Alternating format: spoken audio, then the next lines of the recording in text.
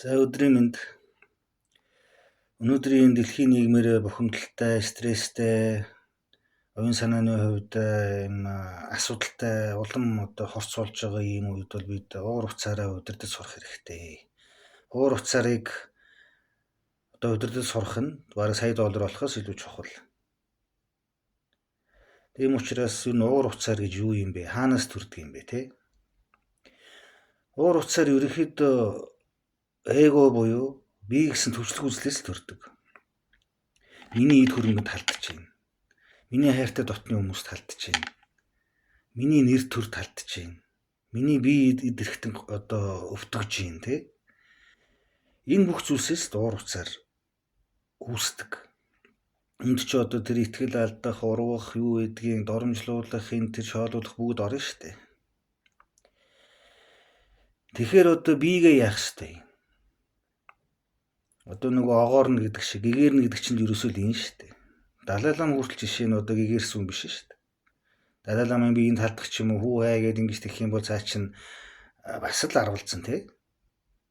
Үнэхээр биегээ хайж чадсан, бие гэсэн төвчлөх үзлээ багасгаж чадсан хүн бол тэгээд чулуугаар нүгдүүлж ийсэн ч, доромжлуулж ийсэн ч, зодуулж ийсэн ч юу гэдгийг огоорч чаддаг л байхгүй. Тийм хүмүүс бол байсан, мэрсэр байгаа ч байх.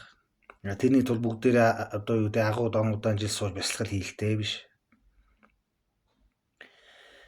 За тэгэхээр тэр тусгалыг яаж зөөлөн хүлээж авах вэ? Уурлахгүй тулд.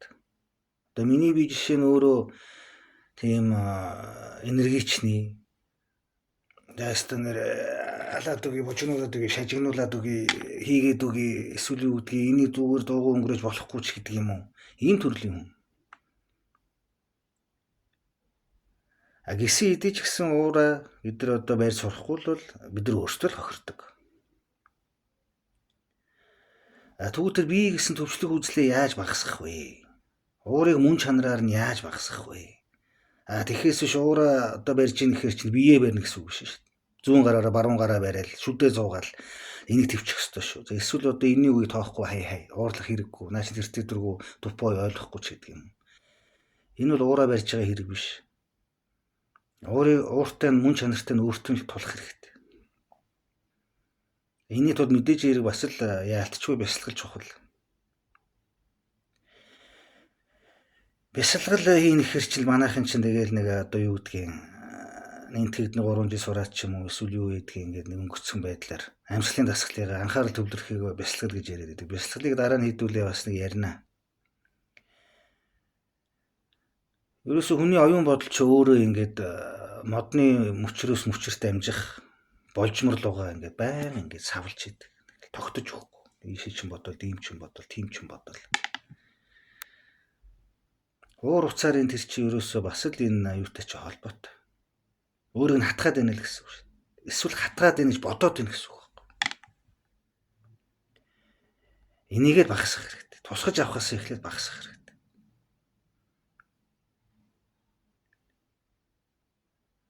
Тэгээ уур биеийг зовоно, уугал морийг зовоно гэдэг шиг. Бас төвчээл гүрийгээр бие бариад энэ нь яг төвчээрийг нэмж байгаа хэрэг мөн. Гэхдээ ч уураа дарж байгаа хэрэг гэсэн үг биш. Тэгэхээр бид нар хүн болгон өөрийн гэсэн эготой учраас уурууд байж л таараа. Хайртай дотны хүмүүсийг чинь дээрлэх яах энэ тэр хилмигдүүлэхэд бол ямар ч хүн уурлаа шүү дээ. Арай гэж олсон 20 жил цуглуулсан мөнгийг чи хамаа аваа явуучих юм бол энийгээс уухгүй тодорхой шүү. Зүгээр яах вэ гэхээр уурыг баг багаар ингээд унтуулах хэрэгтэй. Аливаа юм чи ингээ байн ингээ сэтэлжүүлээд авах юм бол тэр чи ихсэл хийдэж шүү дээ. Нөгөө тарин шиг тэ буддизм би ирүүлвэн гэдэг ах юм бол ямар ч өвчтөй байсан гэсэн ирүүл болж болдог. Аж аргалтай бусдаас илүү сайхан амьдарч байгаа мөртлөө би зовоод байна, би үхлээ хатлаа л гэдэг байвал уруудаал байдаг.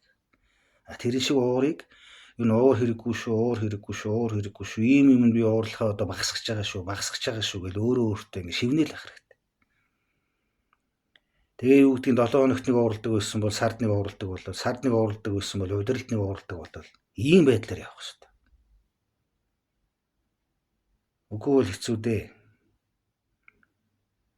Тэр хүн доллартай болсон ч гэсэн тэгээд уураад ийлэхгүй бол тэгээд яах вэ тийм. Хүний итгэлийг алтахаар хүн хамгийн ойр дотны хүндэл хамгийн их ууралдсан шүү дээ. итгэж найддаг хүндээ. Тэр уурлж байгаа нь тэрэнд уурлахаас илүү өөртөө уурлдаг. Яагаад би одоо хэдэн зуун хүний хэдэн мянган хүнийг одоо аргалаад юу гэдгийг тэгээ залаад болдог мөртлөө ганц энэ хүнийгээ ингэж өөрийнхөө итгэлийг алдуулах хэмжээнд авчиваа. Ингээд уурд үсгий. Тэгсэн мөртлөө уур нь ямар ч ашиггүй гэдгийг мэдж байгаа тийм. Уураа багасгах дасгал хийл гэсэн үг. Одоо юу гэдгийг нэг нөхөр хуцгаа хэлэхэд уурладаг байсан бол би тэгж хэлэхэд л уурлахаа болчихсон шүү ч гэдэг юм. Гээ хоёр дахь шатна.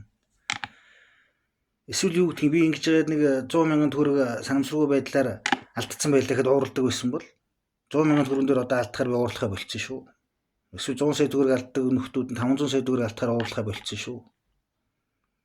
Ингээд хэмжүүртэй KPI-тайгаа л явах хэрэгтэй.